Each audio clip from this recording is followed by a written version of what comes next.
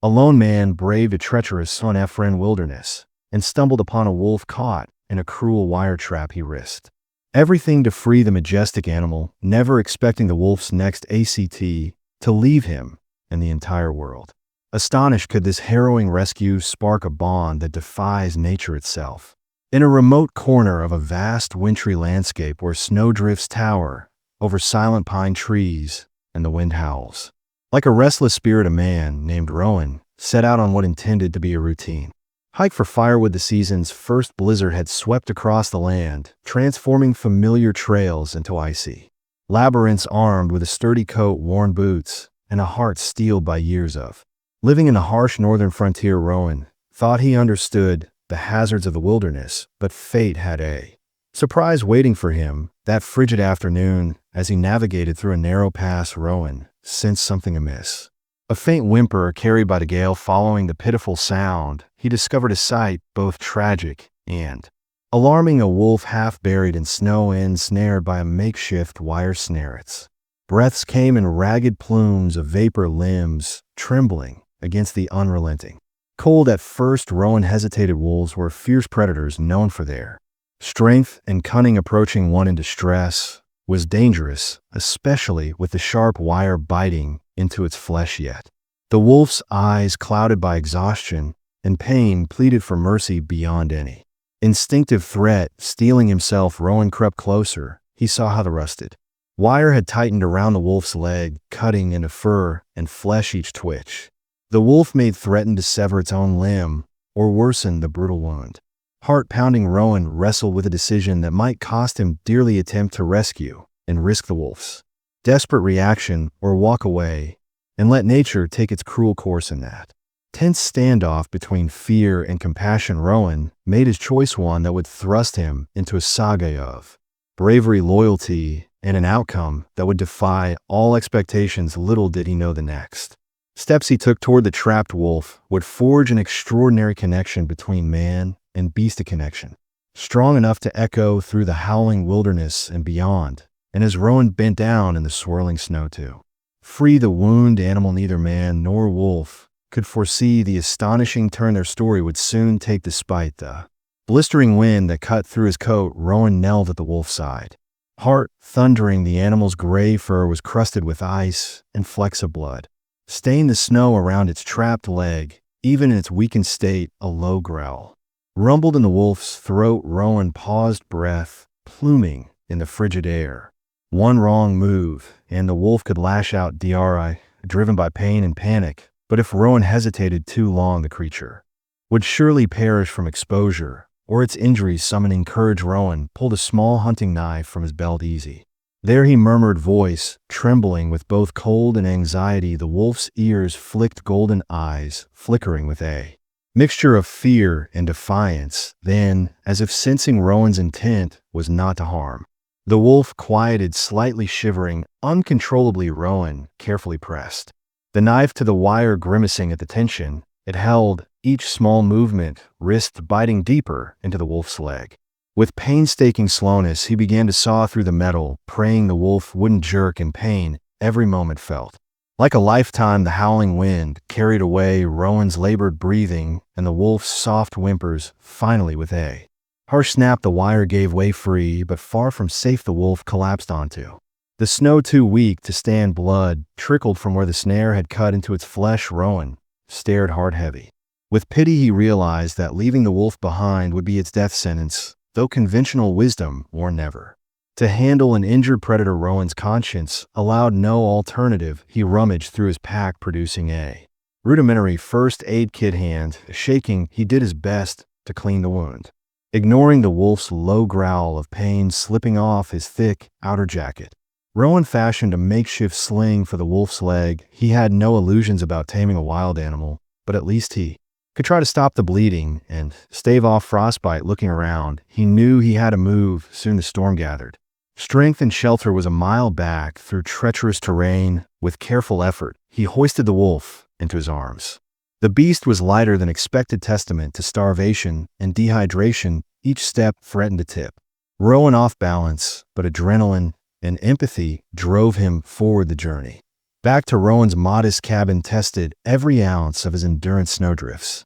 Reached up to his thighs, and icy gusts pelted his face several times. The wolf stirred, snapping its jaws in fearful reflex, but Rowan managed to keep a firm, yet gentle hold, quietly murmuring encouragement. By the time he spotted the faint glow of his cabin's window, his limbs ached with exhaustion, and the wolf's ragged breaths told him it was just as close to collapse. Fumbling with the latch, Rowan pushed the cabin door open. A gust of warm air greeted them, a stark contrast to the biting cold outside. Carefully laying the wolf on a warm blanket near the fireplace, Rowan set about rekindling the hearth's dying embers. As the flames leapt to life, he stripped off his snow-laden clothes and retrieved clean rags to wipe frost from the wolf's fur. The creature quivered in renewed pain, yet allowed Rowan's ministrations, perhaps recognizing that this man was its only hope. For the next hour, Rowan alternated between tending the wolf's wound and melting snow for fresh water. He crushed a small portion of jerky into a warm broth, coaxing the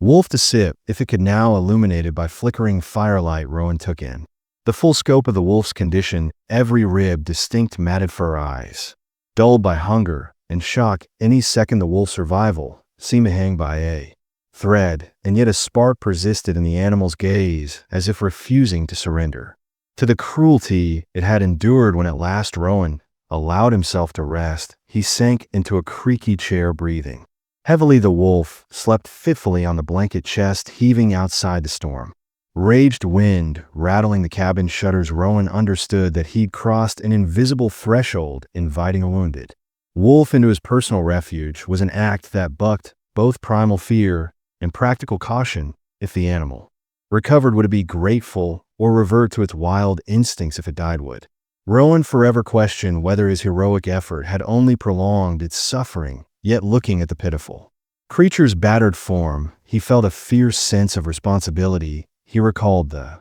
moment their eyes met at the wire trap in that silent, wind-blown scene. He had glimpsed a plea, a primal cry for help from one living soul to another. And so, as the fire crackled and shadows danced on the log walls, Rowan made a silent vow he would do everything possible to save the wolf, come what may.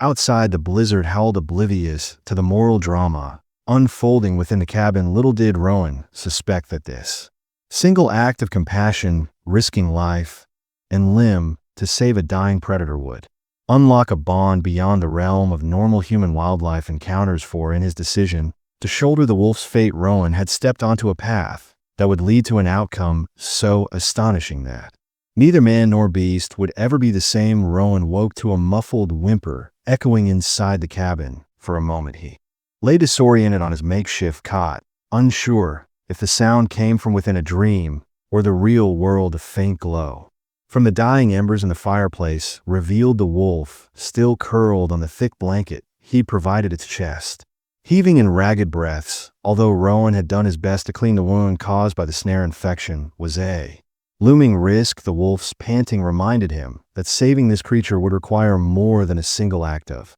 kindness. It would demand ongoing commitment, and quite possibly help beyond his rustic cabin summoning.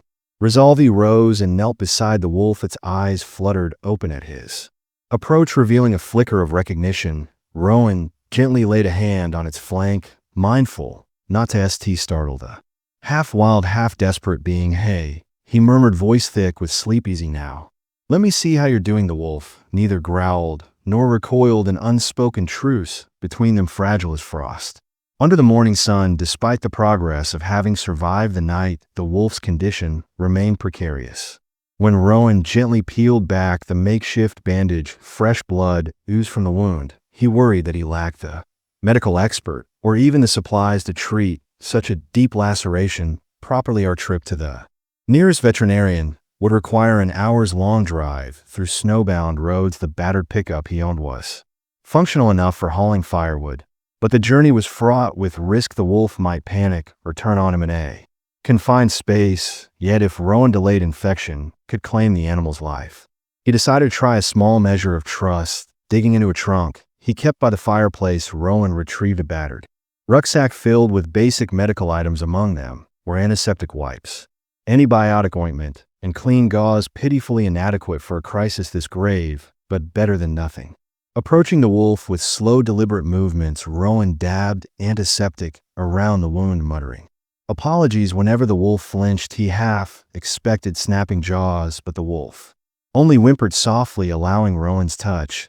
It was as though the wolf recognized Rowan's goodwill, choosing to accept help rather than lash out in pain. Outside, dawn broke over a landscape drowned in white. The blizzard had subsided, leaving a pristine expanse of snow across the horizon. Rowan's cabin, a lone outpost in this frozen wilderness, felt both shelter and prison, with the wolf in such fragile shape moving it across miles of treacherous terrain seemed impossible, yet staying put left them vulnerable to further complications like predators drawn by the wolf's scent or storms that could cut off access to crucial supplies. Torn between these options, Rowan prepared for an arduous trip, loading his truck with blankets, extra wood, and a small stash of food. He gently coaxed the wolf onto a makeshift sled contraption he'd once fashioned for hauling logs, though the wolf trembled. It remained docile under Rowan's care, a telling sign of how close it was to surrender. Rowan couldn't help recalling stories his grandfather told about early trappers who, upon rescuing injured wolves, occasionally forged unbreakable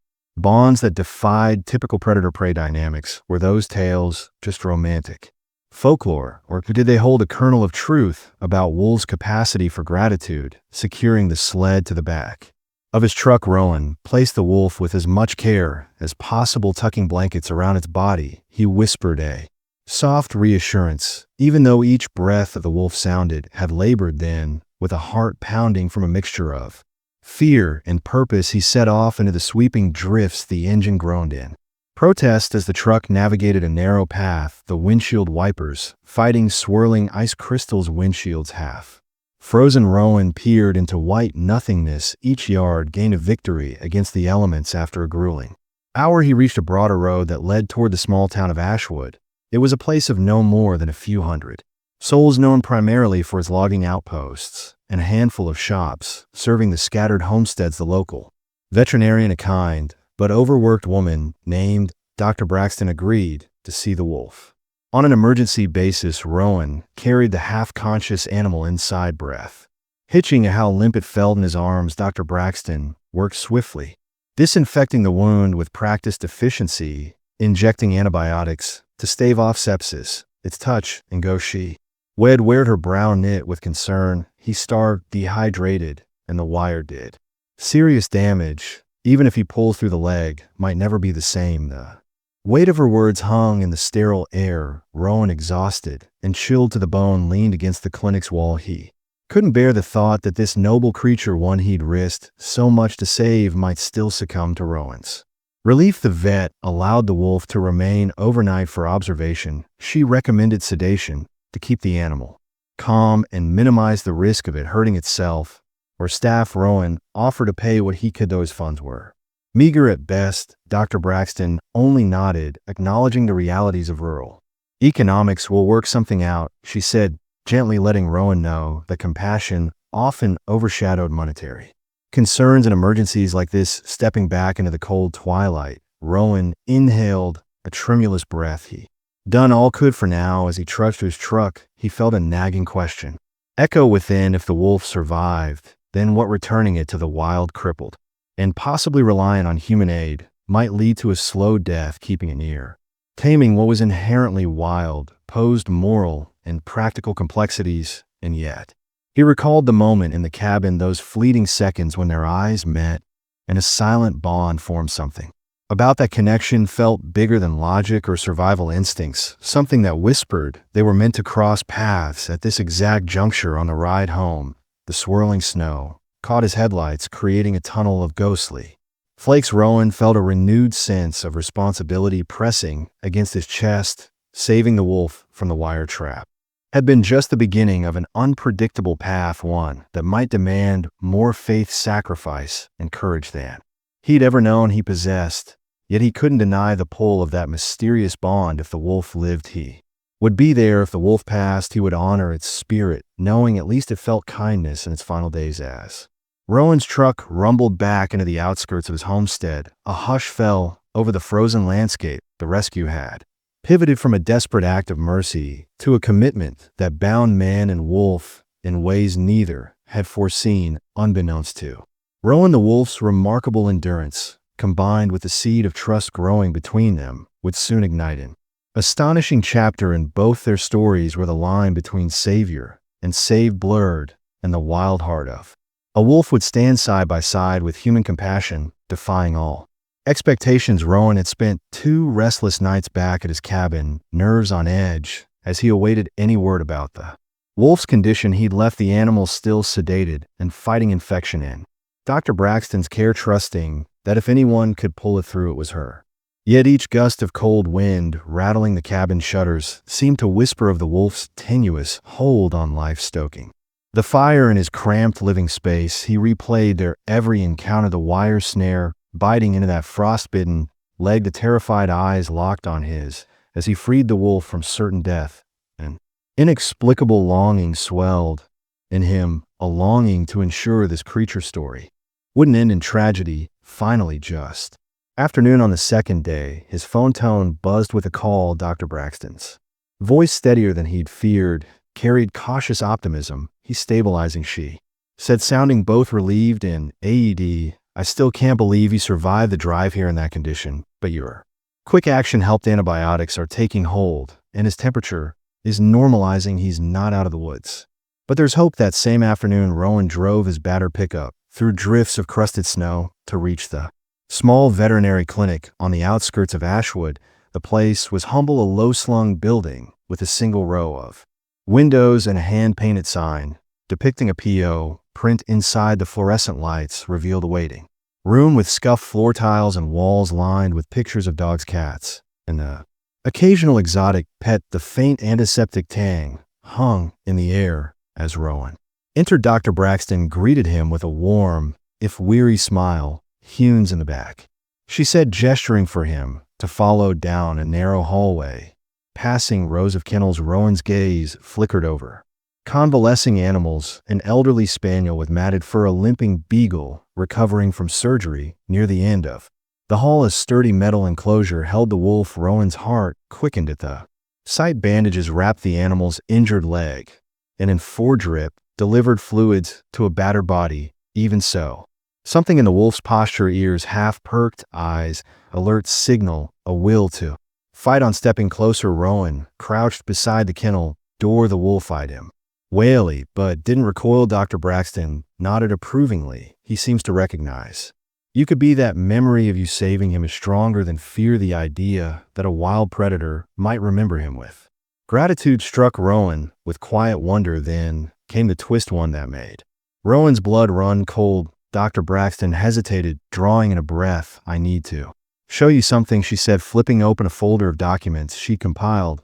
She pointed to a photograph of a different wolf, same grayish-white coat, same scar above the brow, recovered by local rangers 6 months ago, found snared in an illegal trap. "He's not the first of his pack we've treated," she explained, eyes grave. "There have been repeated incidents of wolf snaring in this region. Usually we only find the remains, but the pattern suggests a group systema illegally targeting these wolves, possibly to sell parts on the black market or for some twisted trophy hunting. This one year wolf might be the last known member of a dwindling pack." Rowan's stomach tightened. The wire trap he discovered was no random leftover from a careless trapper. It was part of a deliberate campaign, and the fact that the wolf had survived at all was a minor miracle. Why was all he could muster, voice laced with anger and a stab of despair. Why kill them if not for dogfights or something? Dr. Braxton shrugged sadly. Some do it for illegal trade, fur bones, or just out of misguided hate for predators. It's a cruel practice that thrives in the shadows. In that moment, Rowan realized the gravity of what he'd stumbled into. Rescuing the wolf wasn't merely saving a single animal. It was entangling him in a broader conflict between those who revered the wild and those who exploited or feared it worse. Yet if the people behind these snares learned Rowan had intervened, they might come seeking retribution or attempt to claim their kill. The more he thought about it, the more his sense of righteous anger kindled. He wouldn't stand by while such cruelty went unchecked. The wolf, oblivious to the conversation, let out a quiet whine. Rowan turned back, heart softening gently. He reached a hand to the kennel's mesh. The wolf, after a tense moment, pressed its muzzle close and inhaling Rowan's scent, an electric hush settled in the antiseptic-scented room. It felt like an acceptance, a vow that despite belonging to separate worlds, they shared a bond forged in survival. Dr. Braxton touched Rowan's shoulder, breaking the moment. If he continues improving, you can take him home to recuperate soon, but he'll need a calm environment and follow-up checks. Normally for a wild wolf, I'd suggest a sanctuary or wildlife rehab center, but given how he responds to you and the circumstances, she trailed off, knowing, well, the complexities rehabilitating a wolf to the wild was fraught with risk, especially if poachers actively hunted his pack. At the same time, confining him to a human environment seemed almost a betrayal of his essence. Wrestling with these dilemmas, Rowan left the clinic under a dusk sky painted in shades of lavender and ash. The drive back was somber headlights carving a path through the swirling snow. On one hand, relief washed through him at the wolf's stabilizing condition. On the other, the knowledge of a targeted wolf pack weighed heavily, hinting that saving this one animal would not be enough to stem the cruelty festering in these woods. If the group behind these snares continued unchecked, how many more tragedies would unfold? Pulling up to his cabin, Rowan killed the engine and sat there a moment, brow furrowed as the cold seeped through the truck's rattling frame. He closed his eyes, picturing the wolf's haunted gaze, remembering the wire trap's cruel bite. Something within him had awakened, a fire lit by injustice. Though a solitary man by nature, Rowan felt compelled to do more. If a clandestine ring was destroying wolves for profit or sport, exposing it might be the only way to truly protect the creature he'd fought so hard to save. Stepping inside, he poked at the embers in the fireplace, stirring fresh flames to life. The cabin's warmth felt hollow without the wolf lying near the hearth. Absently, he prepared a simple meal of bread and soup. Though appetite eluded him, tomorrow he decided he would reach out beyond his usual solitude, perhaps contact local rangers or an activist group. The father who once taught him to respect nature's balance had passed on long ago, but Rowan could almost hear that paternal voice urging him to stand for what was right.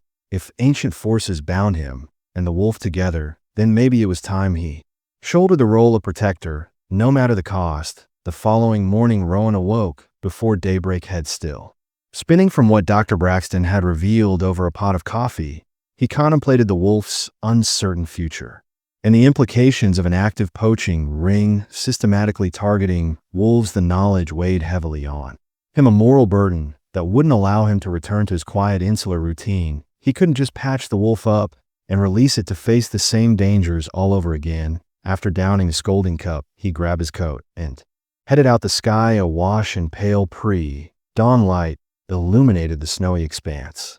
Icy air stung his cheeks, but he pressed on, determined. His first stop, a small ranger station located on the edge of the nearest wildlife reserve. The structure, a squat, weathered building, served as a hub for the few rangers patrolling these vast territories Rowan had rarely visited, preferring to navigate the forest on his own. But now he felt compelled to seek their expertise. Inside, the station was unremarkable, a linear floor, a few desks laden with maps and wildlife reports. He approached the counter, where a TD'd ranger named Simpson greeted him. Simpson listened in guarded silence as Rowan recounted finding the wolf ensnared in a wire trap and Dr. Braxton's suspicion about a wider operation. The ranger's stoic demeanor stiffened. We've had a rash of poaching incidents, yes, but haven't pinned down the culprits. If what you say is true, that they're specifically targeting wolves, this is bigger than typical opportunistic hunting. Rowan nodded, relief flickering in his gaze. Finally, someone with authority acknowledged the gravity of the situation, yet Simpson also voiced hard truths were stretched thin without solid evidence, tying individuals to illegal snares. We can't build a case. Photographs, tag numbers, license plates, something concrete could trigger an investigation. The ranger rubbed his temples, looking genuinely troubled. If you come across anything, footprints, hidden traps, references to a named document. It carefully, Sorensen's words hung heavy. Rowan had no illusions about the perils of investigating a secretive ring on his own, but the conversation sparked an idea. Perhaps if he meticulously tracked any signs of these operations, they could piece together enough proof to shut it down. Leaving the station, Rowan returned to Dr. Braxton's clinic to check on the wolf. The place was quieter than before. Inside the exam room, he found the wolf lying on a pile of straw in a larger enclosure with its injured leg rebandaged. Dr. Braxton stood by, offering him a small smile. "He's improving more quickly than I expected." She noted a hint of awe in her voice. "You might say he's got a strong will to live." The wolf's eyes rested on Rowan's still guarded but lacking the raw terror of their first encounter. Over the next hour, Dr. Braxton walked Rowan through postoperative care, how to clean the wound, administer antibiotics, and watch for signs of infection. When she broached the subject of long-term arrangements, a pained hesitation crossed Rowan's face. "I can't just set him loose in the wild while those poachers, or whatever they are, remain active," he admitted, "but keeping a wild wolf in my cabin forever isn't exactly sensible either." The vet nodded sympathetically. "Maybe you can foster him until we find a suitable rehabilitation center or sanctuary. The key is to ensure his rehabilitation doesn't leave him vulnerable, whether to poachers or to inability to fend for himself." Taking a steadying breath, Rowan agreed. "I owe him that much," he said. Simply a pang of uncertainty gnawed him, though he had never asked for this responsibility, this role, as an unwitting guardian, yet fate had thrust it upon him. If the wolf could recover under Rowan's watchful care, perhaps they could buy time to help expose the illegal ring. He left the clinic, the wolf temporarily remaining under Dr. Braxton's supervision until it stabilized enough for transport back at his cabin. That afternoon, Rowan methodically prepared for the wolf's eventual return. He cleared a corner near the fireplace, laying down fresh blankets, and set aside food supplies. He even constructed a simple partition, both for the wolf's comfort and, if necessary, to protect himself. During those times, the animal might revert to raw instinct. As he hammered planks into place, he felt a mix of trepidation and purpose. He was carving out a space, not just in his home, but in his life. Meanwhile, on his phone, messages from Ranger Simpson and Dr. Braxton alerted him to sightings and tips around the region. A few local hikers had stumbled upon additional wire snares. Some believed they spotted furtive figures hauling supplies across remote trails. Each snippet of information sent Rowan's mind racing with questions. Were these the same people who'd set the trap that almost claimed the wolf's life? How vast was their operation, and how ruthless were they? These concerns weighed heavily on Rowan's interactions with the wolf supporters. Dr. Braxton, a handful of wildlife enthusiasts, and even a couple of neighbors who'd heard rumors of his rescue. While Simpson praised him for saving a dangerous predator, others worried he was playing with fire. One neighbor bluntly asked, "What if these poachers come after you for interfering with their business? You'd be better off keeping your head down." But Rowan found he couldn't abide the notion of turning a blind eye. In the wolf's quiet gratitude, he sensed a reflection of his own humanity, an affirmation that compassion could stand against even the darkest impulses of greed and cruelty.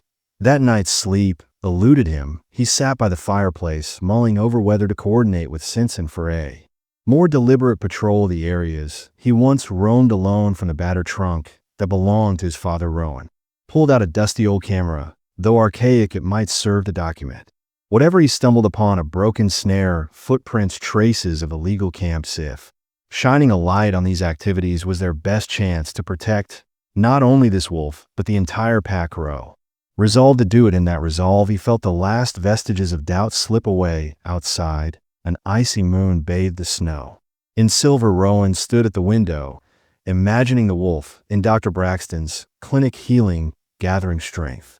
Tomorrow he would visit again, perhaps ask if the wolf was ready to come home. The idea of sharing his cabin with such a creature both thrilled and unsettled him, but a quiet voice within insisted this bond was no coincidence. The mother wolf he'd never met, the savage trap set by faceless hunters, the dog's survival of this battered beast, pieces of a larger story woven by fate. It was up to Rowan now, and the network of allies forming around him, to see this story through, even if it meant confronting shadows far more menacing than a single wire snare. Over the next few days, the peaceful veneer of Rowan's remote life gave way to a swirl of new subplots and challenges that neither he nor the recuperator and wolf could have anticipated. While the wolf's health and Dr. Braxton's care showed signs of steady improvement, the shadowy threat posed by poachers and illegal trappers loomed larger than ever. One afternoon, a battered pickup truck pulled into the gravel lot in front of the vet clinic just as Rowan arrived for his visit to her.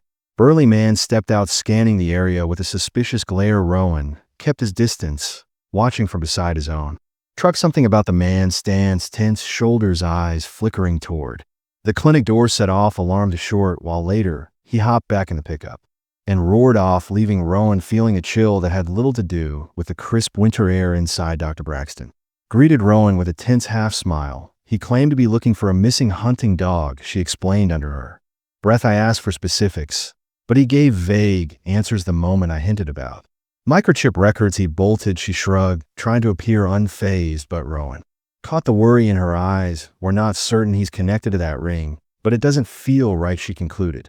Rowan silently agreed, mind racing with the possibility that individuals involved in wolf poaching might be scouring local vet clinics for leads. The following morning, Rowan made the trek into town to speak again with Ranger Simpson. Their brief conversation only heightened his unease. There had been two more reports of SN discovered near the edges of the forest, each carefully hidden on less traveled game trails. None had yet caught a wolf, thankfully, but Simpson noted that the style and construction of these traps resembled the one that had nearly claimed Rowan's wolf. They're persistent, the ranger muttered grimly, and they won't stop until they get what they're after, whether that's fur, bones, or trophies. Another subplot emerged when Miss Hawkins, the freelance journalist covering Rowan's wolf rescue, reached out for an in-depth interview. She wanted to expose the broader issue of illegal trapping, hoping that public outcry might spur government action. Rowan hesitated. He feared that shining a spotlight on the wolf could put both man and animal in greater danger from those lurking in the shadows, yet Hawkins argued that silence only enabled cruelty. If enough people learn about this, she insisted, the perpetrators might rethink their brazen tactics. Knowledge can be a powerful deterrent. Torn between caution and responsibility, Rowan tentatively agreed to a recorded conversation, but insisted she omit any details that would pinpoint his location or the wolf's exact whereabouts. Meanwhile, back at the cabin, Rowan worked feverishly to prepare for the wolf's return. With Dr. Braxton's approval, the animal would soon be stable enough to convalesce under Rowan's direct care, provided he followed a strict regimen of medications and wound management. Each day, Rowan expanded the makeshift enclosure near the fireplace, laying down more blankets and reinforcing the low wooden barrier. He directed. A nagging thought lingered in his mind. What if the wolf, once strong enough, tried to bolt back into the wild? Or worse, what if it attacked him in a moment of pain or confusion? Still, he couldn't bring himself to chain or cage a creature he believed deserved the freedom it had so nearly lost when Lily, a neighbor's teenage daughter who sometimes delivered fresh produce to Rowan's doorstep, heard of his endeavor. She timidly offered to help. Rowan hesitated, recalling how the wolf reacted to strangers, but Lily's gentle demeanor and fascination with wildlife convinced him to accept her assistance, at least with preparing meals and tidying the cabin. This alliance introduced a new subplot, the blossoming friendship between Rowan, a solitary soul who'd mostly kept to himself, and the wide-eyed teen eager to learn about wilderness survival and animal care. Their dynamic, Rowan's reserved nature clashing with Lily's curiosity, sparked small conflicts, often revolving around Lily's push to see the wolf and Rowan's protective instincts. Yet beneath the occasional tension lay a shared reverence for life and a desire to shield the forest's inhabitants from human greed. The wolf's arrival back at the cabin, carefully transported in a borrowed animal crate, marked the beginning of another chapter. Though limping and still bandaged, it moved with a cautious determination that hinted at renewed vigor. Rowan found himself marveling at how its once lifeless eyes now shone with a quiet, guarded intelligence. Each time he administered antibiotics or tried to coax it to eat the vet-recommended meals, the wolf would lock eyes with him, an unspoken understanding passing between them. That strange, almost spiritual bond that began in a snowy clearing had only intensified through the trials they weathered, but the pressures from outside forces continued to mount. Rowan occasionally spotted a faded gray pickup lurking at crossroads or on the periphery of his land. Sometimes, as he drove into town for supplies, he sensed someone tailing him, though he could never be sure. Ranger Simpson stretched thin, investigating multiple suspicious incidents could offer little direct protection. Watch your back was the Ranger's grave advice: if these folks are indeed hunting wolves legally, they might not hesitate to intimidate anyone in their way. These complications merged into a volatile mix of partially recovered wolf in a cramped cabin, rumors of intensifying illegal activity in the nearby woods, and a community teetering between outrage and fear. Rowan, once content with solitude, found himself coordinating with the ranger, the vet, and even M. Hawkins in an unplanned coalition. Each ally carried their own motivations and fears. Dr. Braxton sought to protect animals under her charge. Hawkins wanted a story that could spark real change. Sensen tried to uphold the law in a domain where criminals thrived on secrecy, and Lily, the helpful teen neighbor, yearned to see the wolf roam free without the shadow of human cruelty. In quieter moments, as the wolf slept fitfully near the hearth, Rowan contemplated the unforeseen subplots of his life. He had not sought heroism, nor had he planned to wage a personal war against wildlife exploiters, yet the path chosen by a single merciful act now demanded a steadfast commitment. Perhaps it was destiny, or perhaps it was the simple truth that once you save a life, you bear a piece of that life's future. Exhausted but determined, he resolved that every thread in this tapestry, Rusty's slow healing, the thread of lurking poaches, the fragile alliances formed, would culminate in a stand for the very soul of the wilderness he loved. And in that stand, he sensed the seeds of a miracle only beginning to unfold. A thin coat of fresh snow dusted the pines outside Rowan's cabin, and the mid-morning sun lent a deceptive warmth to the frigid air. Inside, the atmosphere crackled with a tension born of tangled obligations and uncertain loyalties. Rowan had grown accustomed to sharing his small space with the injured wolf, a creature that, despite improvements, remained undeniably wild. Yet each passing day underscored how fragile their arrangement was. The wolf's leg wound had begun to scab over, but the deeper scars, fear of humans, a primal weariness, surfaced at the slightest provocation, setting off a wave of low growls or a trembling retreat into a corner. That morning, Lily, the teenage neighbor who'd volunteered to help, arrived with a plastic container of leftover stew. Her eyes sparkled with both curiosity and concern as she watched the wolf. "You've come so far," she murmured to the animal, carefully edging closer. The wolf, lying on a blanket near the fireplace, lifted its head, ears pricking. Sensing Lily's gentle intent, it didn't growl but kept a cautious gaze on her every movement. Rowan observed from across the room, worried the wolf might lash out if startled, yet somehow trusting this uncertain dance of empathy. To his relief, the wolf accepted a small piece of meat from Lily's outstretched hand, swallowing it with tentative acceptance. It was an image almost too tender for Rowan to believe a predator forging a delicate truce with a young human, and yet that image also highlighted an uncomfortable truth. Eventually, if the wolf fully healed, it belonged back in the wild. Keeping it tethered to domesticated routines felt like both a betrayal of its nature and an open invitation for conflict with neighbors, officials, and possibly the ring of poachers that seemed to prowl these parts. The dilemma gwed at Rowan: protect the wolf by domesticating it, or set it free to fend for itself in a forest haunted by snares and hunters. Complicating matters further was Lily's increasingly personal investment in the wolf story. She confessed to Rowan that she'd posted about it on her social media accounts, seeking advice or resources, innocently unaware that such posts could draw unwanted attention. One evening, she arrived at the cabin with a flustered look. "People online are asking where to find you. Some claim they want to help more, but others sound Jim strange," she explained, chewing her lip in worry. Rowan felt a pang of alarm. "We've got to be careful," he muttered. "We don't know who might be watching." Meanwhile, Miss Hawkins, who the journalist, continued her research into local poaching rings. She'd uncovered unsettling stories from neighboring counties, reports of wolves disappearing, occasional gunshots heard at night, and shells of illegal traps discovered near logging roads. Over a hasty cup of coffee in Rowan's cabin, she summarized her findings, her voice tinged with frustration. "These operations thrive on secrecy and fear. If no one speaks up or collects evidence, they flourish. But if you or I push too hard, we risk being targeted." She glanced wearily at the wolf, Dozing near the hearth, yet staying silent, means accepting that more animals will suffer the same fate, the fatherly. Ranger Simpson grew similarly entangled in the fray. He started dropping by Rowan's place, leaving cryptic warnings about suspicious vehicles or fresh footprints spotted in the snow more than. Once he encouraged Rowan to consider handing the wolf over to a proper wildlife rehabilitation center there.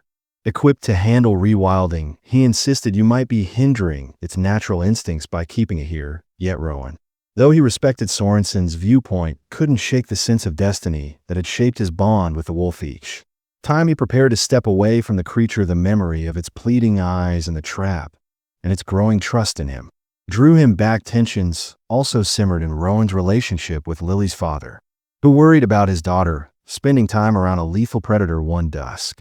The man confronted Rowan at the cabin's doorstep, scowling as he surveyed the wolf's silhouette by the window. "I appreciate you saved it," he said tersely, "but do you realize what could happen if it attacks Lily or someone else wild? Wolves don't just unlearn centuries of instinct because a human showed them kindness." Rowan, swallowing a retort, tried to explain the precautions he'd taken: supervised interactions, limited contact. But the father remained unconvinced. "Kindness is admirable, but not if it puts my daughter at risk." In the midst of these swirling dilemmas, the wolf itself remained the silent axis around which every conflict revolved. Rowan noted subtle shifts in the animal's behavior, longer naps, brief moments of curiosity, where it sniffed at the door or gazed out a window, as though yearning for the forest. Sometimes late at night it would pace near the threshold, whining softly at the moonlit expanse beyond, observing. This Rowan felt a pang of empathy. He recognized the call of nature in the wolf's restless steps, just as he recognized the peril that lay beyond the safety of his cabin walls, caught between external threats and internal doubts. Rowan grappled with the emotional weight of deciding the wolf's fate. A creeping guilt nibbled at him for withholding the animal from its homeland, yet every time he pictured releasing it back into a world dotted with wire traps and guns, an icy dread clamped his chest. If something happened, if the wolf wound up in another snare, how would he live with himself? The turning point arrived when the wolf, grown steadily stronger, began testing its boundaries more aggressively. One snowy morning, Lily arrived to find it pouring at a window, whining to get outside. Rowan, concerned it might run off, half-healed, hesitated, but Lily, her breath visible in the cold air, whispered, "He's telling us he wants to feel the snow under his paws, to remember what it's like to be free." Compromising, Rowan carefully slipped a makeshift leash around the wolf's collar, and the three ventured into the yard, forging a precarious dance between domestication and wild longing. The scene that unfolded, wolf's prints marring the pristine snow, Lily beaming as the animal sniffed tree bark with renewed curiosity, glowed with a fleeting sense of peace. Yet in the back of Rowan's mind, the warnings from Simpson and M. Hawkins remained. A single stray bullet or hidden snare could shatter this fragile tranquility. The undercurrent of danger lent every moment a bittersweet edge, reminding them all that the wolf's journey was far from over, and the darkest challenge might still lie ahead. The fragile harmony Rowan and the wolf had forged teetered on a thin edge as new pressures mounted in the frozen wilderness. Each day brought fresh tidings of trouble, an illicit sighting in the woods, a neighbor's hushed warning about strange footprints circling the cabin at dawn. Although the wolf's leg wound steadily healed under Rowan's constant care, the sense of looming peril only deepened one late afternoon as a pale sun hovered low in the sky. Lily arrived in her usual burst of winter clothes and a bright smile, carrying a small parcel of homemade treats for the wolf. She froze mid-step when she spotted Rowan conversing in tense whispers with Ranger Simpson at the cabin's threshold. A quick glance between the two men revealed grim faces, lips pressed tight.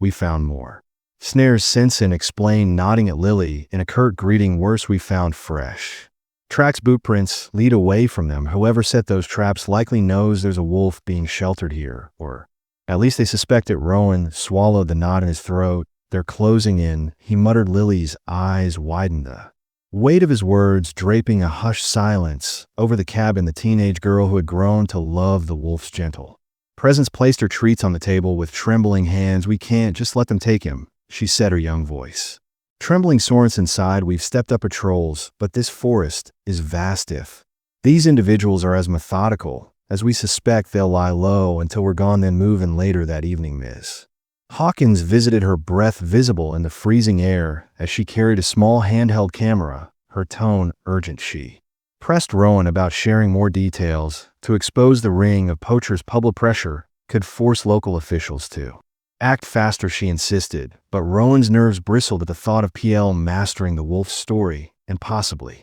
his location across the media. Every broadcast is another chance those criminals learn where to strike, he argued. "We can't risk drawing them here."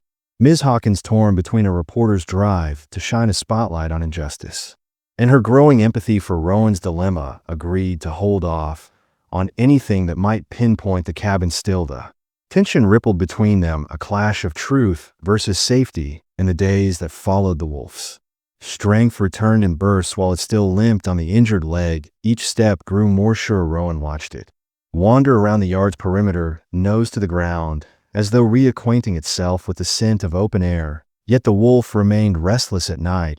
It would pace inside the cabin, whining softly, as if the call of the wild forest beyond was almost unbearable. At times Rowan considered unlocking the front gate and letting it slip into the frosty twilight, but the images of fresh snares and mysterious strangers lingered in his mind, forbidding such a risky decision. Meanwhile, Lily's father, worried sick about his daughter's involvement, confronted Rowan one chilly morning. "My girl's been coming here almost daily, but we're hearing there are dangerous people prowling around," he said, voice trembling with protective anger. "You want to care for that beast, fine, but keep Lily out of harm's way." Rowan understood the father's fear, glimpsing the same protective instinct he himself felt for the wolf, yet Lily's contributions helping feed the wolf, easing its nervousness around humans, had become integral to its recovery. The two men parted with uneasy words, each grudgingly respecting the other's viewpoint, yet refusing to yield. The tension escalated further when Duke Braxton called Rowan with news of a break-in at her clinic. Someone had rummaged through old patient files, as if searching for a record that might point them to a certain wolf. Nothing was stolen outright, but the message was clear: the wolf's hunters were growing bolder. "I'm worried." And Rowan, she admitted, "I can't hide the fact that you brought a wolf to me. If they're persistent, they'll piece the clues together." His pulse hammered as he thanked her for the warning, feeling the net of danger constrict even tighter around the life he'd saved. Faced with mounting threats, Rowan began to form a plan more daring than he'd ever imagined. Meeting discreetly with Ranger Sensen and Miss Hawkins at a small clearing behind the ranger station, he outlined an idea: a stakeout operation to gather photographic evidence of the snare setters. "If we can catch them red-handed," he reasoned, "the law can't ignore it. We free the forest of these killers and the wolf can safely return home." Sensen agreed to coordinate a small team of off-duty rangers, while Miss Hawkins, adrenaline sparking in her eyes, pledged to use her camera and platform to broadcast any proof they uncovered. Lily, who'd learned of the plan through hushed conversations, begged to join, but was gently refused by both Rowan and her father. "You've done enough," Rowan insisted. "These woods at night aren't safe for you."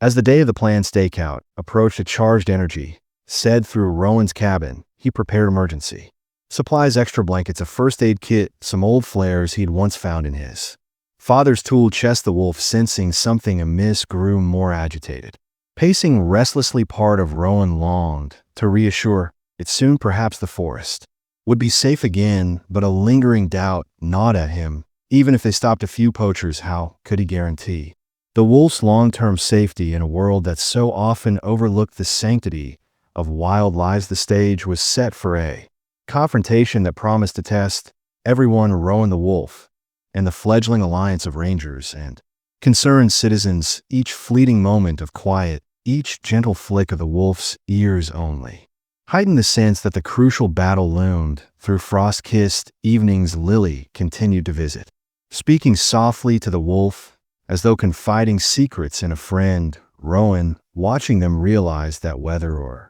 not he believed in destiny, events had conspired to bring them all together for a reason. The wolf, once ensnared and left to freeze, had ignited a spark of defiance against a wider cruelty. Now that spark threatened to burn bright enough to reshape the fate of this wild corner of the world. Yet, as the hours ticked closer to the stakeout, Rowan's heart pounded with lingering fear. What if they failed to catch the poachers in the ACT? What if these menacing figures retaliated with violence that no single ranger patrol could stop balancing on a knife's edge between courage and trepidation? Rowan quietly tightened the wolf's bandage one last time that evening, stroking its head in silent acknowledgement of the risk they both faced. Neither man nor beast could turn back now. The path ahead was fraught, and the final test of their bond, indeed the final chance for a miracle, lay in the darkness of the forest where their stand against cruelty would finally unfold.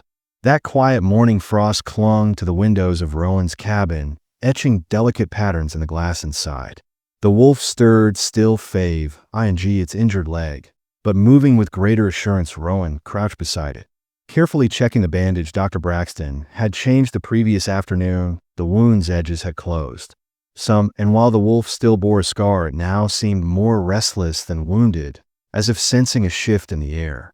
Across the room, Lily hovered in her puffy jacket, her breath steaming in the chilly space near the door she'd come to help feed the wolf and to glean any updates about the planned stakeout against the poachers. Rowan noticed her anxious glances, her foot tapping the worn cabin floor. He understood that Lily felt invested not just in the wolf's future, but in the broader struggle. They had uncovered an entire network of cruelty that thrived in secrecy. Any news from Ranger Sensen? She asked, softly petting the wolf's head. Rowan exhaled. They're finalizing details. We'll watch certain areas where snares were found, try to document any illegal activity. Yet for all the talk of exposing the criminals, the subplots tying each character together continued to evolve in unexpected ways. Ms. Hawkins, for instance, had grown far more involved than any freelance journalist typically would. She'd begun interviewing locals about the wolf crisis, gathering stories of missing dogs and cryptic footprints. Their subtle shift happened when she discovered an old photo of a wolf mother and pups taken near Rowan's homestead decades ago. The mother wolf bore a distinct marking above one eye, remarkably similar to the scar the rescued wolf carried. Could it be a descendant of that lineage, a remnant of a family once plentiful in these woods? The possibility stirred Mrs. Hawkins' curiosity and added a new dimension. Saving this wolf might also mean preserving a storied bloodline, a living link to the region's natural heritage. Meanwhile, Lily's father, who had repeatedly warned her about the dangers, now found his own emotions tangled. Each night, he paced their home, torn between wanting to shield Lily from the potential confrontation and grudgingly admiring her unwavering compassion. He contacted Rowan late one evening, proposing that he be involved in case things turn ugly at the stakeout.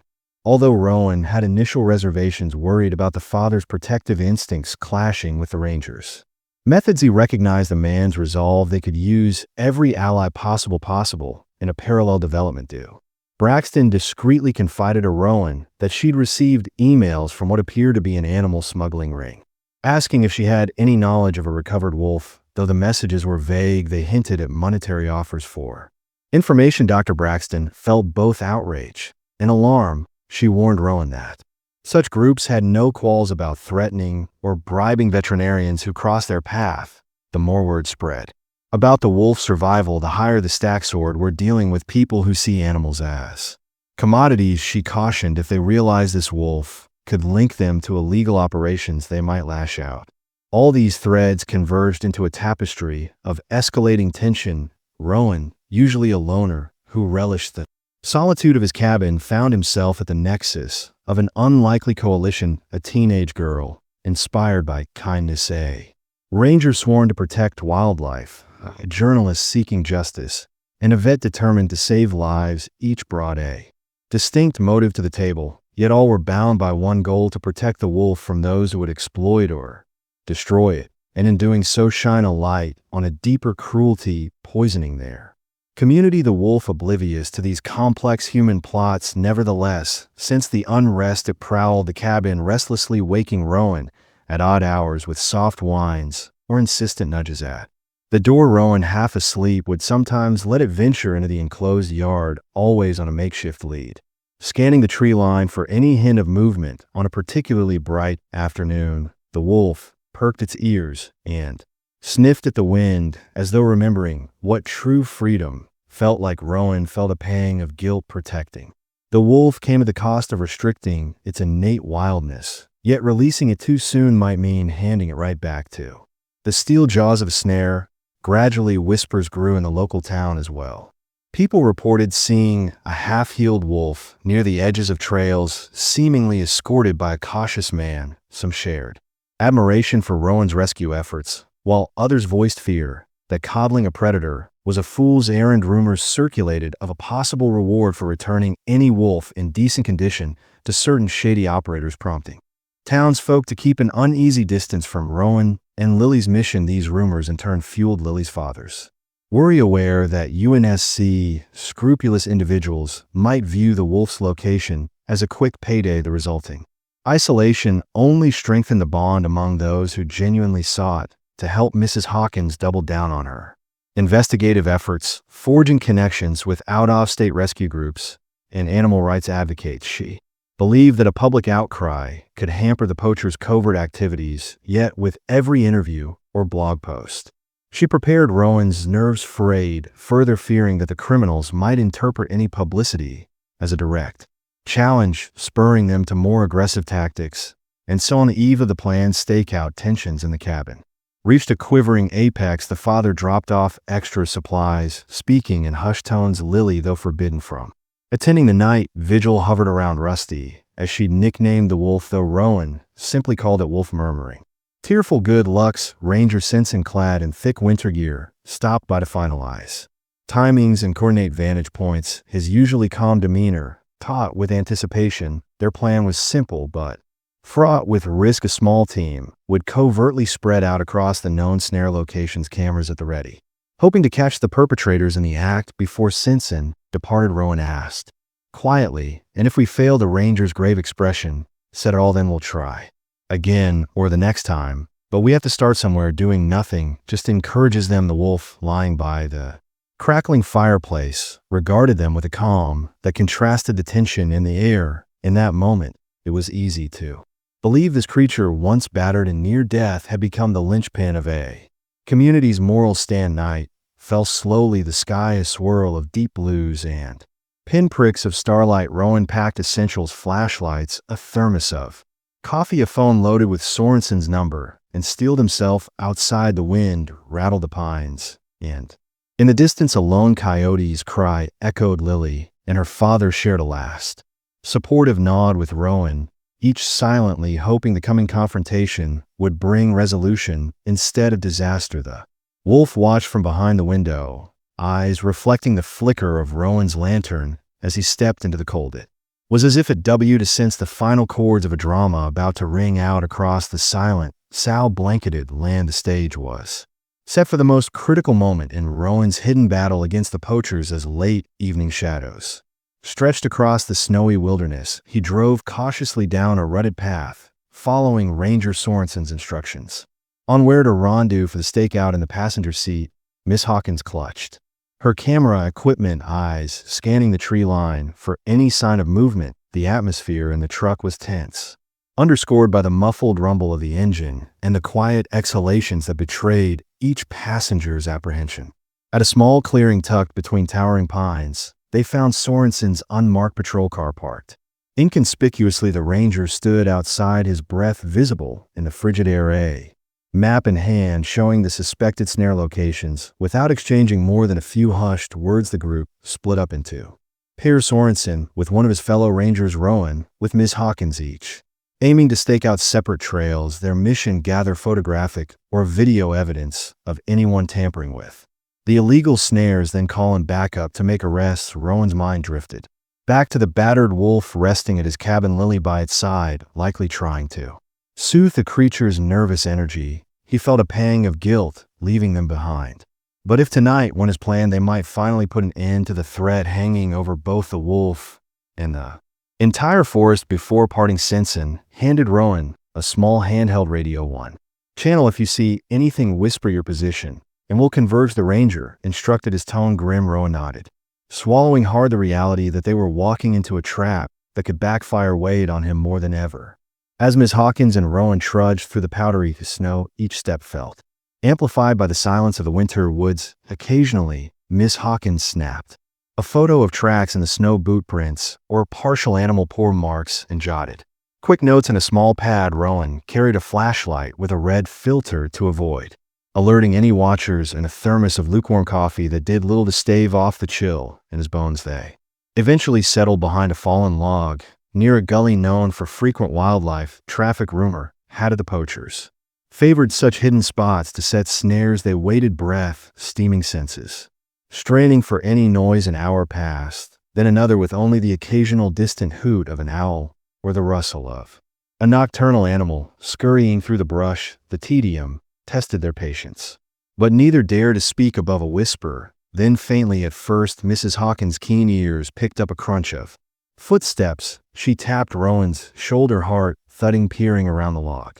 Rowan spotted shifting beams of light, flashlights or headlamps bobbing through the trees. With painstaking care they adjusted their position, Miss Hawkins readying her camera, Rowan keeping his radio at hand. Two figures emerged from the darkness, each wearing heavy coats and carrying what looked like long metal rods. From the silhouette it appeared they were checking ground-level spots along the trail, precisely the kind of furtive action that spelled resetting or checking traps. Rowan's pulse accelerated. If they could record these men at work, they'd have indisputable proof of their illegal snaring. Miss Hawkins began filming, her camera's lens peeking over the log through the viewfinder. She could see one man bend down, fiddling with something. The other stood guard, glancing around wearily. Rowan wondered if they had guns. No easy feat to confirm in the moonlit gloom.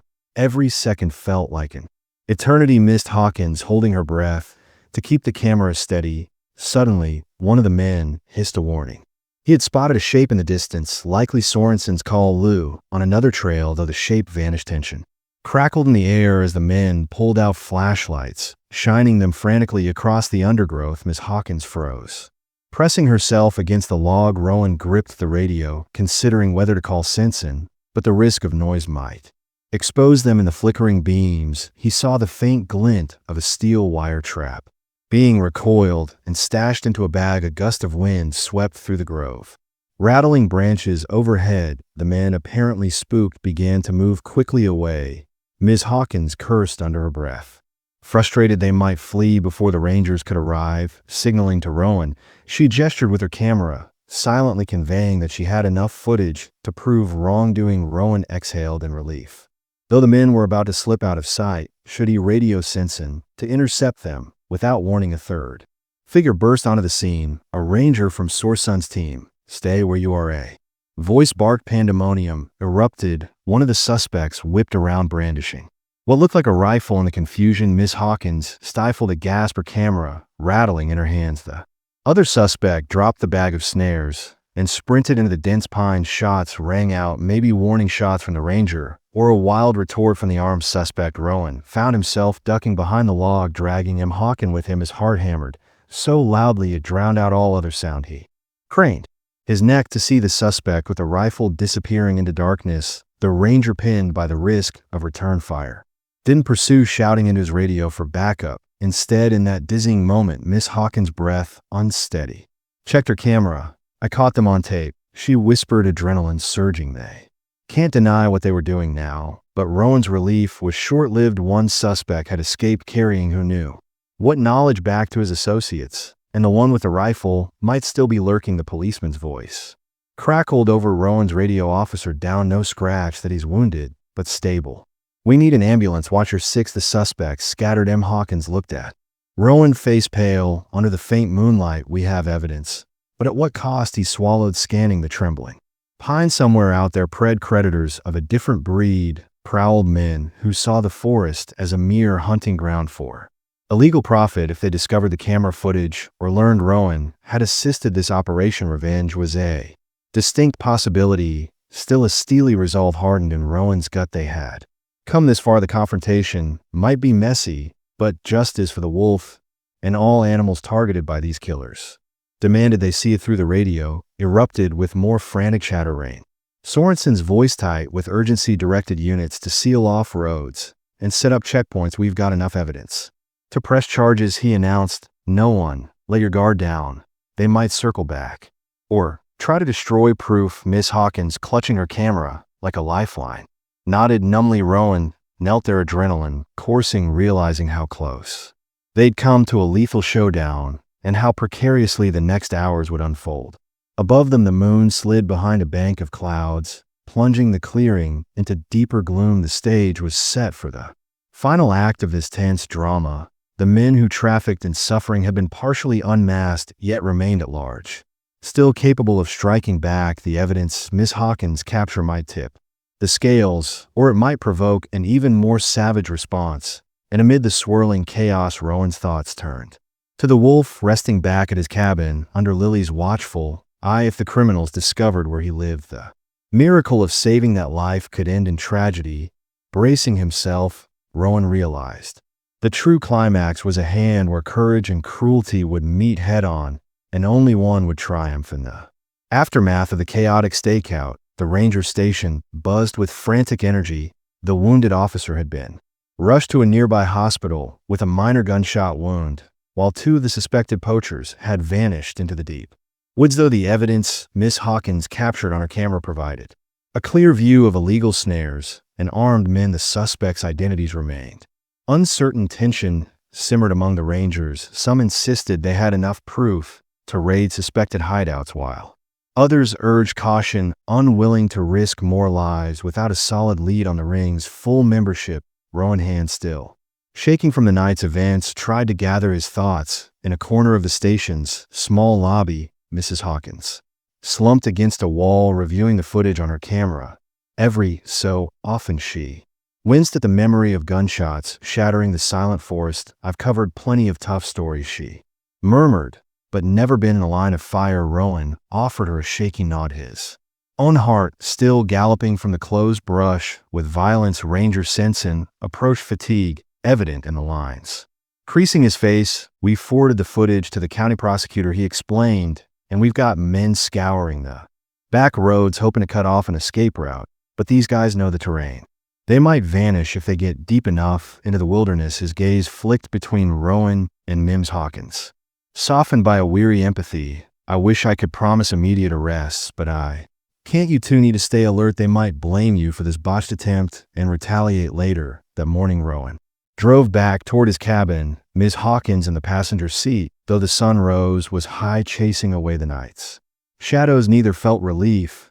If anything, daylight only highlighted how vulnerable they remained at the cabin. Lily's father stood guard outside, arms folded, as Lily peered anxiously from the doorway. Seeing Rowan shrugged, she rushed forward, her eyes darting between him and Miss Hawkins. "Are you okay? What happened?" she breathed, concern etched on her face. Rowan offered a terse summary of the stake outgone AR ride, a brief confrontation, and the suspect's escape. Lily's father paled at mention of gunfire, anger mingling with fear. "This is exactly what I worried about. We should pack up, relocate Rusty to a safer facility. It's not worth risking lives." His words hammered an uneasy chord. Lily, lips trembling, glanced toward the wolf resting by the hearth, as if the mere suggestion of sending him away was a betrayal. But the father's argument weighed heavily. The threat was real, and the criminals might lash out for revenge.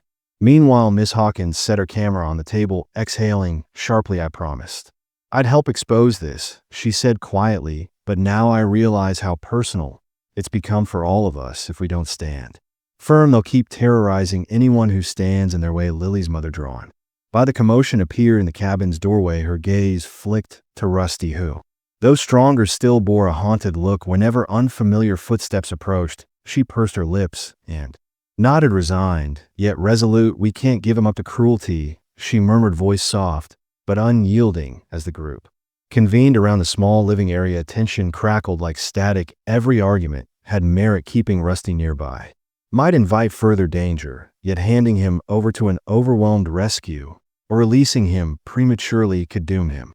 In a forest riddled with snares, finally Lily's father turned to Ranger Sensen, who had arrived moments earlier to collect statements, and asked, "What's the official advice? We obviously can't handle armed criminals alone, but we can't just hide either." Sensen rubbed his temples, choosing his words carefully. "We've got your statements and Miss Hinn's footage. That's a strong start. The best move now is to cooperate fully with our investigation. Let us handle the criminals. You keep the wolf secure here, or consider a short-term specialized shelter, and keep your heads down. Yet As Simpson spoke, the wolf lifted its head, ears alert, as though sensing the tension. In human voices, Lily knelt by its side, tears brimming, whispering, "Don't worry, we won't let them hurt you." Her vow resonated with Rowan, recalling the day he found the animal near death. He'd risked everything to save it. Once could he walk away. Now, rising, he cleared his throat. "I'll do whatever it takes, if that means relocating him to a safe haven under guard, or if it means staying here.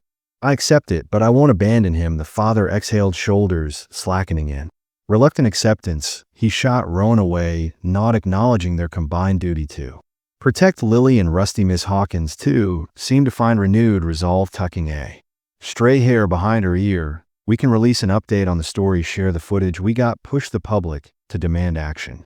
The criminals thrive in darkness. Maybe if we shine a big enough light, they'll scurry away." At that moment, the quiet cabin was pierced by the buzz of Sorensen's radio. A muffled dispatch reported a suspicious vehicle near the outskirts of Ashwood, a truck matching the description of the men they'd encountered. Simpson stiffened, turning to Rowan. "They're still in the area. Keep your doors locked and your phone close.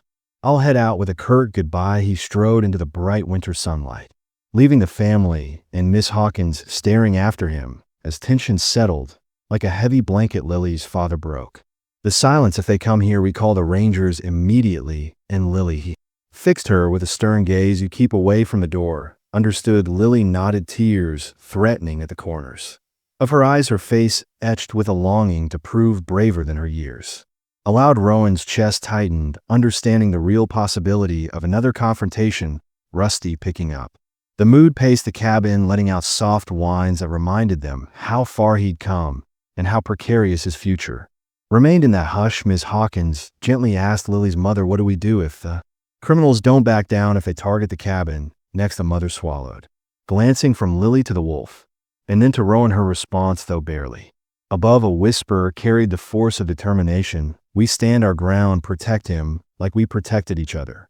Because if we don't, what kind of people are we?" In that answer, the lines were drawn as each character steeled themselves for what they sensed would be the final showdown, a confrontation that could either solidify their courage as a miracle or scatter their hopes to the wind. Night descended with an oppressive hush, as though the frigid wind itself conspired to stifle every sound. In Rowan's cabin, a somber vigil took shape.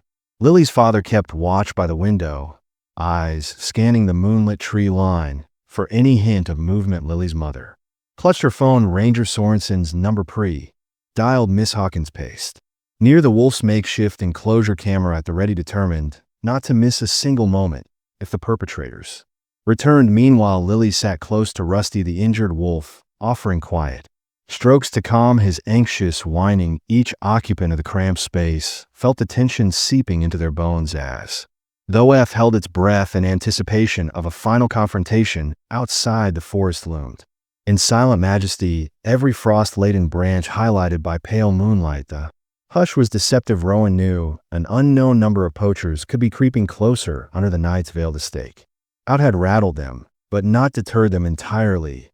If anything, it might have fueled their anger. Through the window's reflection, Rowan glimpsed Lily's face, pinched with worry, and the wolf pressing its muzzle against her side. He couldn't shake the feeling that every second stretched them closer to a tipping point, one that could end in tragedy or triumph. Close to midnight, a faint sound jolted everyone to attention, the crunch of footsteps on snow approaching from the direction of the main road. Lily's father exchanged a tense glance with Rowan, then carefully unlatched the door. Stepping onto the porch, he peered into the moonlit yard, hand hovering near the flashlight clipped to his belt. Mrs. Hawkins stood behind him with her camera breath clouding around her. For a moment, it seemed like a trick of the wind. Then a figure emerged. Ranger Simpson, breathless and alone, he stepped onto the porch, voice low. "We found fresh footprints near a path leading directly behind her cabin," he reported grimly. "No sign of the suspects yet, but it's clear they're circling back." A charged stillness gripped the group. Lily's mother murmured, a shaky, "They won't stop until they get what they want." Will they sense? In silence spoke volumes. Inside, Lily steadied herself. She refused to leave Rusty's side, even as her father urged her to go to a neighbor's place for safety. "I'm not running," she said, tears threatening at the corners of her eyes. "He needs me here." The father, anguish battling pride in his Expression let her decision stand. Rowan grim-faced grabbed the old hunting rifle.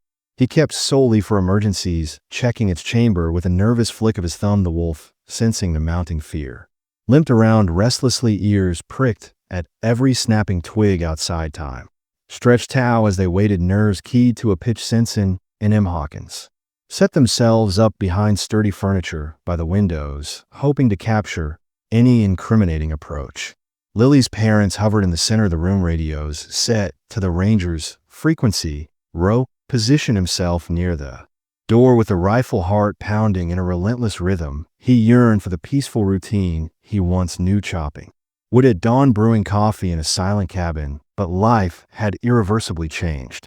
Since the day he found a dying wolf in the snow, at last the confrontation arrived. From the darkness, shapes materialized, two men clad in heavy winter gear, silhouettes stark against moonlit drifts. They moved with purpose, clearly no longer concerned with stealth.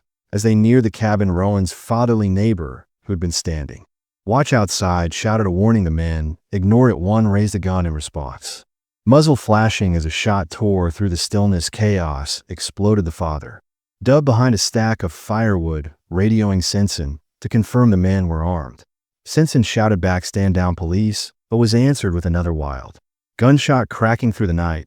Inside, Lily let out a muffled SOB, hugging Rusty tightly, while M. Hawkins, adrenaline coursing, ducked behind a window with her camera rolling. Seeing no choice, Rowan flung open the cabin door, rifle raised but aimed upward to show he meant no direct harm unless forced. His voice carried over the raging wind. "Leave now. We have proof of your traps and law enforcement is on the way." The intruders paused, one barking a crude command Rowan couldn't fully decipher. Then a second shot whizzed past, splintering the porch railing. Rowan's breath caught in terror. Suddenly a flash of movement, a figure behind the attacker. Sorensen's backup Rangers, having flanked around the cabin, ordered them to drop their weapons. One suspect whirled in panic, firing blindly. A Ranger cried out in alarm. In the heartbeats that followed, everything seemed to slow. Mrs. Hawkins captured the moment as father, ignoring personal risk, tackled one of the men, knocking the gun from his grasp. The other suspect stumbled, caught between Rangers, advancing with guns drawn and Rowan's rifle pointed from the cabin's threshold.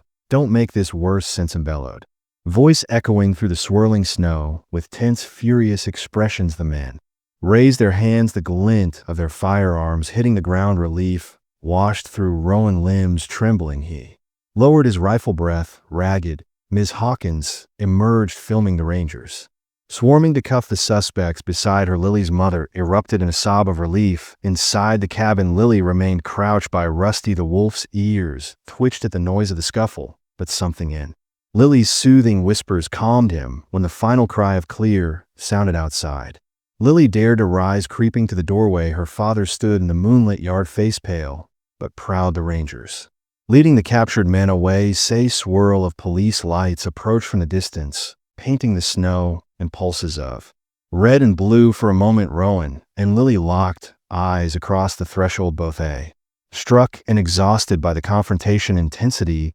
The dog rested at Lily's side, panting softly as though exhaling the dread that had haunted their every breath. Rowan stepped aside to let Simpson pass with the suspects, who now glared at the family with seething hatred. Yet the father and mother, Lily, Ms. Hawkins, and Rowan all stood in defiant unity. They had protected Rusty, and in doing so struck a blow against the savage trade that had plagued their forest. The tension that had built to a shattering crescendo finally ebbed under the swirling lights of approaching law enforcement. Shadows of Rangers and captured criminals danced across the snow, marking the end of a harrowing standoff and setting the stage for the miracle had long believed in. Now, as the night surrendered to dawn, the final resolution loomed. How would the wolf story continue in a world that had both harmed and saved at the hardest?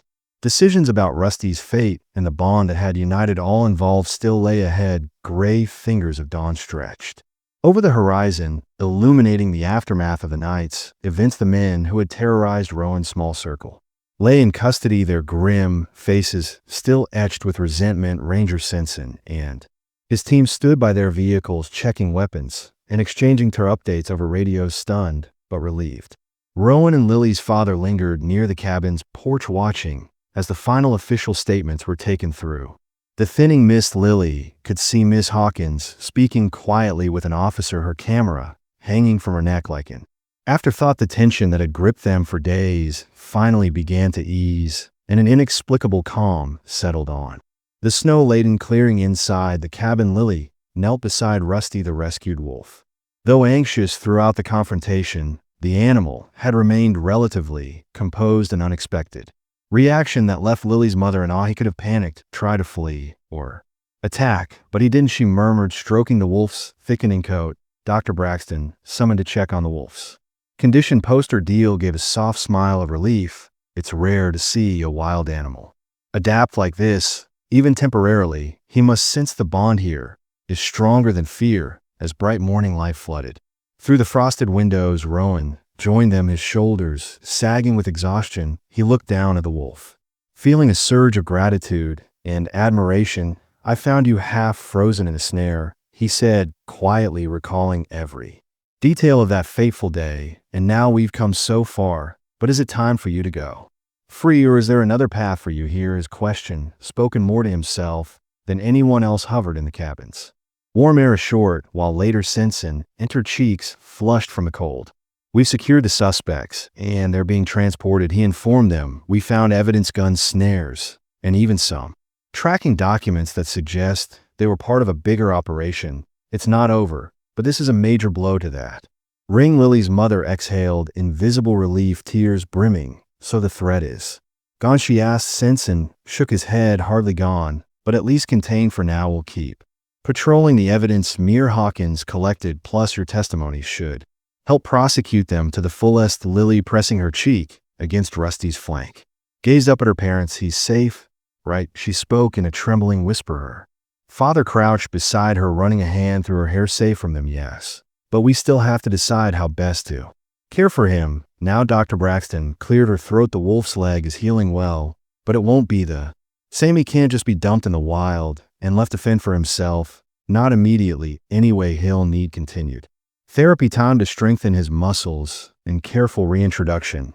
if that's the goal. On the other hand, if you plan to keep him domestically, that raises ethical issues. He's a wild animal, not a typical pet. A hushed debate commenced among the cluster of people who had seen this journey through. Lily, tears shining in her eyes, argued passionately for finding a sanctuary, someplace that respected his wild instincts yet protected him from lingering threats. Mrs. Hawkins agreed, suggesting she could use her network of wildlife organizations to locate a reputable refuge. Simpson affirmed that a specialized facility might be the best option, one that could handle partial rehabilitation or long-term stewardship of a wolf unable to thrive in the wild. Rowan, though torn, gazed at Rusty with a mixture of affection and sorrow. If he's got a chance at a real life out there, I want him to have it, but I won't let him wander back in a snare-filled woods. Either her sanctuary could be the answer.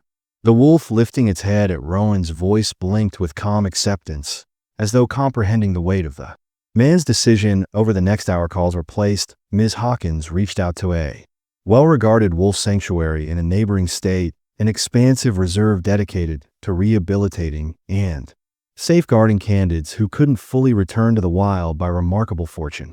They had an available enclosure and staff experienced in transitional care for injured wolves. They can take him, Miss Hawkins said, breathless with excitement. We'll need to arrange transport, but it's feasible as the day wore on. Lily found it both a joyous prospect and a heartbreaking farewell. Crouched by Rusty's side, she stroked his ears, eyes misting over. You'll be with your own kind, she whispered, voice shaking. No more traps, no more fear. Promise me you'll be happy. The wolf licked her hand gently, a moment of tender acknowledgement that left everyone watching in quiet.